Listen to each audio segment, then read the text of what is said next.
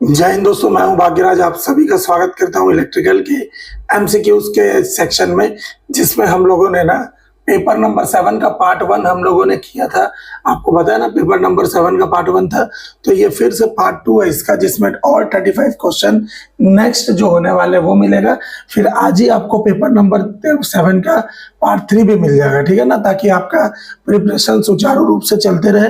और आज सीबीटी 2 का, रेलवे का, एएलपी के सीबीटी 2 का एग्जाम है, तो सभी विद्यार्थियों को बहुत बहुत शुभकामनाएं। अच्छे से दीजिएगा एग्जाम, आराम से दीजिएगा, ठीक है। चलिए बिना किसी देरी के वीडियो को स्टार्ट करते हैं। देखिए लिखा है, for charging the batteries the generator used. आपको मालूम होना चाहिए कि जनरेटर को जब चार्ज करते हैं ना, तो कांस्टेंट वोल्टेज की आवश्यकता होती है, और कांस्टेंट वोल्टेज मिलता है शंट जनरेटर में। Option number D is your correct answer. Series का हम यूज करते हैं बेटा ट्रैक्शन में, ट्रैक्शन, ठीक है ना, ट्रैक्शन वाले जगह पर। और क्यूमुलेटिव कंपाउंड का यूज करते हैं, जैसे अगर हम लोग आप देखें एस्केलेटर जो चलता है, तो क्यूमुलेटिव कंपाउंड का यूज करते हैं, ठीक है। चले, बोल रहा है how much minimum resistance can be measured by a megger. तो मेगर को तो सबसे पहले आप ध्यान रखिएगा, इसे हैंड ड्रिवन जनरेटर भी कहा जाता है, और इसी का नाम भी है एक प्रकार का इंसुलेशन रेजिस्टेंस टेस्टर के नाम से भी जाना जाता है, टेस्टर। तो ये इसका नाम होता है। तो ये कितना, 1 मेगा ओम तक को ये मेजर करता है इंसुलेशन रेजिस्टेंस। मेगा का मतलब होता है 10⁶ ओम, 1 के बाद 6 ओम, तो 2, 2 4, 2 6। ये option number D is your correct answer, ठीक है। नेक्स्ट है,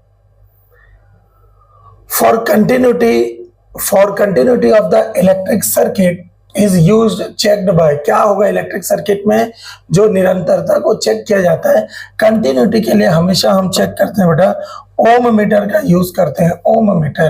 ओम मीटर का यूज करते हैं कंटिन्यूटी के चेक करने के लिए, ठीक है ना। ये हमेशा आर समानुपाती होता है 1/I के। आई कम होगा तो रेजिस्टेंस ज्यादा होगा, ठीक है। इसका यूज करते हैं मीडियम रेजिस्टेंस को फाइंड आउट करने के लिए। मीडियम रेजिस्टेंस को फाइंड आउट करने के लिए ओम मीटर का यूज करते हैं। ये 2 टाइप का होता है, एक एनालॉग होता है जिसमें सुई लगा होता है, और एक डिजिटल होता है जिसे हम लोग जनरली मल्टीमीटर के नाम से भी जाना जाते हैं, ठीक है ना। चलिए अगला क्वेश्चन है, in electrical measuring instrument electric energy is converted to. कोई सा भी इलेक्ट्रिक जो मेजरिंग इंस्ट्रूमेंट होता है ना, इलेक्ट्रिक एनर्जी ना मैकेनिकल एनर्जी में कन्वर्ट होता है, तभी वो चेंज होता है। तो electrical energy converts in mechanical energy. देखिए बोल रहा है अ DC motor works on the principle of. क्योंकि मोटर बोल रहा है ना, तो फ्लेमिंग लेफ्ट हैंड रूल रहेगा। अगर जनरेटर बोले रहता ना, तो मैं बोलता राइट हैंड रूल। तो मोटर है तो Fleming left hand rule is your correct answer. Generator रहता तो मैं राइट हैंड रूल बोलता, ठीक है। चलिए next, the resistance of an armature of a DC motor में भी। एक डीसी मोटर का जो आर्मेचर रेजिस्टेंस होता है वो क्या होता है, 1 वॉट तो होगा नहीं, अबाउट 250 ओम ये भी नहीं होगा, अबाउट 0.01 ओम, जी हाँ बिल्कुल, बहुत ही लो रहता है। ये लो रेजिस्टेंस में आता है ना, ये लो रेजिस्टेंस में आता है हमेशा, तो इसीलिए इसका आंसर होगा अबाउट 0.001 ओम। फिर बोल रहा है in a DC motor the starting resistance is used. Starting resistance का यूज कैसे करते हैं, तो in series with the field winding. ये हमेशा नहीं, सॉरी, स्टार्टिंग रेजिस्टेंस का मतलब ही है सीरीज रेजिस्टेंस का बात कर रहा है। आप देखिए ऐसे करके बनता है ये आर्मेचर, और यहाँ पर फील्ड होता है, ठीक है ना, इसी को बोलते हैं शंट। तो यही स्टार्टिंग वाइंडिंग, ये हमेशा आर्मेचर के साथ कैसा दिख रहा है बेटा, सीरीज में है ना, तो आर्मेचर के साथ सीरीज में होगा, इन सीरीज विथ आर्मेचर, ठीक है, ध्यान रखिएगा। नेक्स्ट क्वेश्चन बोल रहा है the most suitable motor for electric traction is. अभी मैंने आपको बताया इलेक्ट्रिक ट्रैक्शन में कौन सा मोटर यूज होता है, डीसी सीरीज मोटर, क्योंकि इसका स्टार्टिंग टॉर्क हाई होता है, हाई स्टार्टिंग टॉर्क, इसका स्टार्टिंग टॉर्क हाई होता है, इसीलिए इसका यूज करते हैं हम लोग इलेक्ट्रिक ट्रैक्शन के लिए।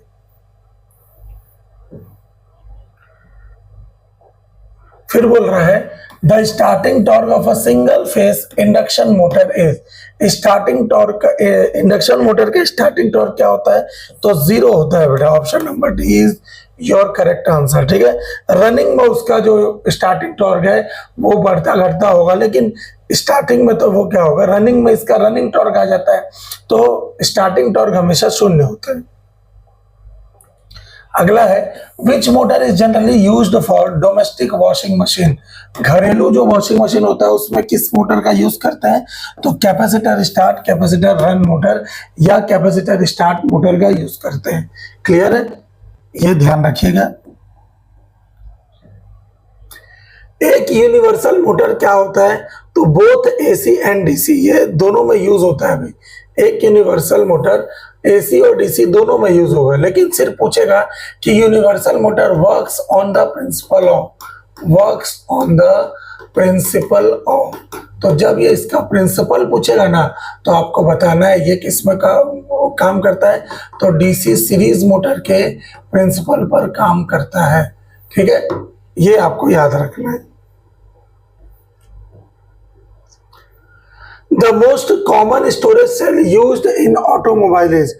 ऑटोमोबाइल में सबसे कॉमन कौन सा यूज करते हैं, तो ये है भाई सल्फ्यूरिक एसिड। ठीक है ना, निकल के कैडमियम सेल में ही सल्फ्यूरिक एसिड बहुत ही इंपॉर्टेंट है, ये ऑटोमोबाइल में यूज किया जाता है। ठीक है, फिर बोल रहा है ammeter and voltmeter comes under the category of.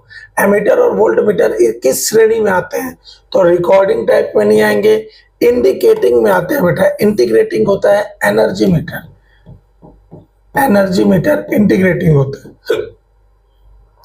Standard type में भी नहीं आएंगे। Option number B is your correct answer. फिर नेक्स्ट क्वेश्चन बोल रहा है a single phase domestic meter indicate. एक सिंगल फेस का जो डोमेस्टिक मीटर होता है, जहां पे हम बिजली बिल आता है ना, वो बिजली वाला आता है, बिजली का बिल निकालता है, रीडिंग लेता है, वो जो एनर्जी मीटर रहता है ना, वो क्या दर्शाता है, तो जूल में नहीं दर्शाता, पावर भी नहीं दर्शाता, energy in kilowatt hour में दर्शाता है। इंपॉर्टेंट होता है, और बार बार बोल रहा हूं जो एनर्जी मीटर होता है वो कैसा होता है, इंटीग्रेटिंग इंस्ट्रूमेंट होता है, इंटीग्रेटिंग इंस्ट्रूमेंट। ठीक है ना, ध्यान रखिएगा, एक प्रकार का समाकलित यंत्र होता है। The unit of power is, एक पावर की इकाई क्या होगी, तो पावर की इकाई हमेशा होती है जूल प्रति सेकंड। ये जूल्स प्रति सेकंड, ये जूल्स इनटू होगा। ठीक है ना, तो जूल प्रति second. Option number A is your correct answer. आपको पता है पावर इक्वल टू होता है एनर्जी डिवाइडेड बाय टाइम, और यही एनर्जी का यूनिट होता है जूल डिवाइडेड बाय टाइम का होता है सेकंड। तो जूल पर second is your correct answer. Option number A. फिर बोल रहा है the power factor of the AC circuit is. एक एसी सर्किट का पावर फैक्टर किसके बराबर होता है, तो हमेशा पावर फैक्टर होता है R by L, cos phi equal to R by Z, ये होता है ये हमेशा। The total power in a three phase load is. Three phase का पावर क्या होगा, तो V L I L cos phi, ये सिंगल फेज का होता है, root 3 V L I L cos phi होता है थ्री फेज का, V L I L sine phi ये होता है रिएक्टिव पावर, रिएक्टिव, और 3 ये रूट 3 लेगा ना, और 3 V L I L sine phi ये नहीं होगा। ठीक है, तो option number B, option number B is your correct answer. Root 3 V L I L cos phi होगा। मैं ही टाइप करता हूं तो थोड़ा सा दिक्कतें आ जाती है बेटा, रूट वगैरह लगाना, तो धीरे धीरे मैं और उसको कमांड ठीक कर रहा हूं कि टाइपिंग आपको सही मिले, ताकि आप और ज्यादा बेनिफिशियल तरीके से आंसर दे सके। ठीक है ना, चलिए next question. In which category the domestic energy meter falls, कौन से कैटेगरी में डोमेस्टिक घरेलू ऊर्जा मीटर आता है? तो अभी मैंने बार बार आपको बता रहा है कि इंटीग्रेटिंग टाइप का इंस्ट्रूमेंट होता है ये, ठीक है ना। चलिए नेक्स्ट क्वेश्चन बोल रहा है, in domestic wiring where the use of the fuse is more appreciate in your view, किसमें जगह पर हमेशा फ्यूज लगे रहता है? तो हमेशा ओनली इन फेज, फेज के साथ ही वो फ्यूज को कनेक्ट करते हैं, न्यूट्रल वगैरह से उसका कोई काम नहीं रहता है, फेज के साथ ही उसको कनेक्ट किया जाता है, ध्यान रखिएगा, ठीक है। अगला बोल रहा है, a station generates 11 kV which transformer is used to connect with the transmission line। तो आपको पता है कि 11 kV में हम जनरेट कर दिए, फिर 11 kV से ना हम ट्रांसमिट करके ना इसको बढ़ाते हैं, 33 kV करते हैं, थोड़ा इंक्रीज करते हैं ट्रांसमिशन लाइन में, ताकि हमारा जो इकोनॉमी है ना, जो इकोनॉमिक एक्टिविटी है वो ठीक ठाक रहे, हमारा जो महंगा लॉसेस कम हो। इसीलिए हम क्या करेंगे, इस पे स्टेप अप ट्रांसफार्मर लगाते हैं, स्टेप अप ट्रांसफार्मर, और यूज करके इसको बढ़ाते हैं, ठीक है ना। इसको प्राइमरी ट्रांसमिशन कहा जाता है।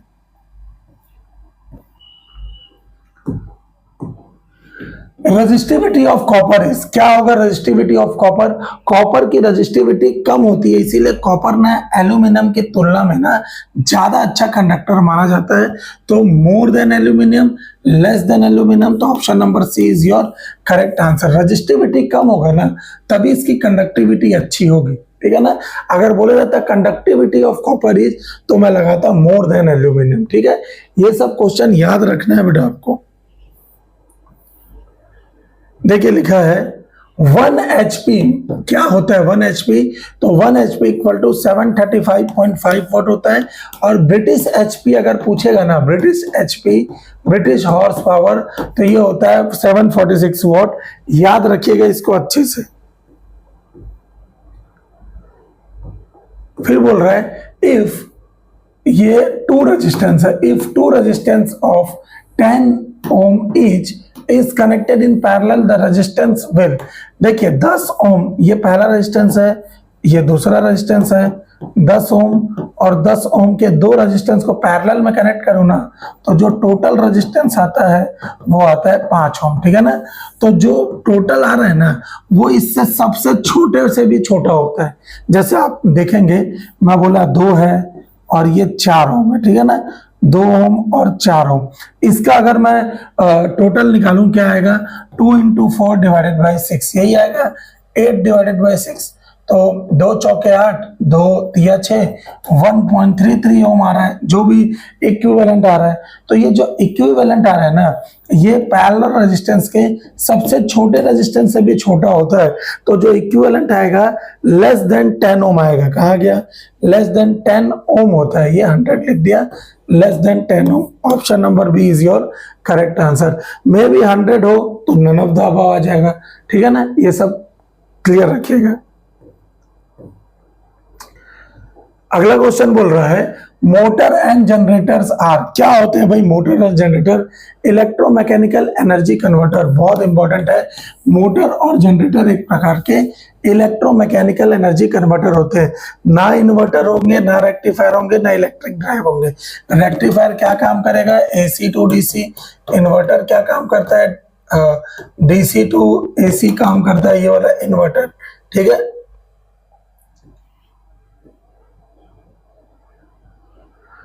नेक्स्ट क्वेश्चन बोल रहा है एन इलेक्ट्रिक मोटर कन्वर्ट्स, एक इलेक्ट्रिक मोटर किसको क्या कन्वर्ट करता है बेटा? तो इलेक्ट्रिक मोटर, आपको पता है मोटर क्या काम करेगा? तो मोटर काम करता है जहां पर इलेक्ट्रिक एनर्जी लेगा और उसको मैकेनिकल एनर्जी में कन्वर्ट कर देगा। तो क्या है मैकेनिकल एनर्जी तो इलेक्ट्रिकल एनर्जी, ये तो भाई जनरेटर करता है। AC × DC ये तो रेक्टिफायर करता है। Electric energy into mechanical energy, जी हाँ ये करेगा भाई हमारा electric motor. The unit of inductance is SI unit, ये तो आप कोई भी बता देगा, तो इसको बताने का तो जरूरत है नहीं। फिर भी जो नए बच्चे हैं वो अगर देखेंगे तो हेनरी होता है इंडक्टेंस का यूनिट, ये इंडक्टेंस का होता है, ठीक है। फैराड होता है कैपेसिटेंस का यूनिट। ये एम्पियर ए बाई एम इसका कोई यूनिट नहीं है, हर्ट्ज होता है फ्रीक्वेंसी, फ्रीक्वेंसी का यूनिट होता है। तो ये इस चीज का आंसर क्या होगा, ऑप्शन नंबर ए।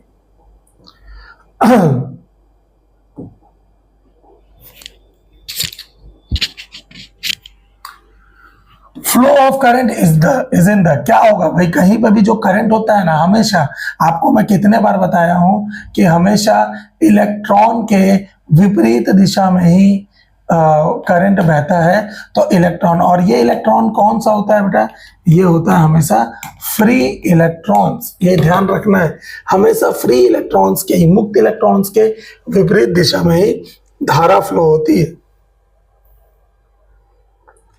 ठीक है, नेक्स्ट क्वेश्चन बोल रहा है the unit of electromotive force is in SI unit.